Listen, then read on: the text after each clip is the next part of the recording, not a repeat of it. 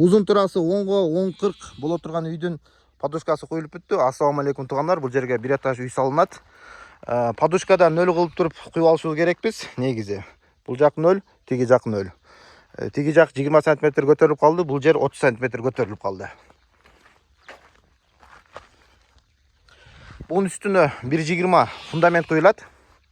Ошондо бул жак 1,5 болуп калат. Бул үйдүн ээси февралда байланышка чыгып туруп 2000 сом консультацияга отурган, келип жеринде көрүп сүйлөшүп, узун турасы узуну 10-40, турасы 10 чертожго токтолуп 50 000 сом баа баш алып кеткенбиз. Кечекеде келип баштадык. Так, колонналар 16-лык российский арматура, хамыт 6-лык зым. Көрүп турасыздар. Подушкадан чыгыш керек. Bundan мурунку видеодо дагы көрсөткөнбүз. Так, 4 комнат болот чаккан. Киргенде коридор болот бул жер. Оң жакта 1 комнат, андан кийин дагы 1 комнат, туурада зал. Санузел, бул жакта 1 комнат. Комнаталардын размери 3,20 3,5.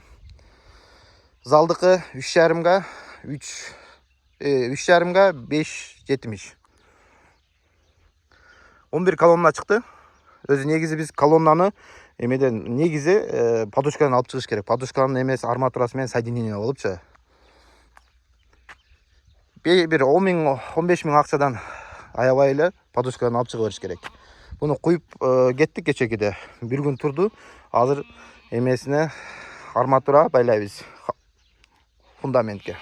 Уштугандар, эгерде жаздан үй салам десеңиздер, кышта байланышка чыгып туруп, сенан тактап туруп консультацияга акча которосуздар биринчи. Анан кийин биз барып жеринде көргөндө баа башы бересиздер, ошондо сиздин заказыңызды алган болобуз.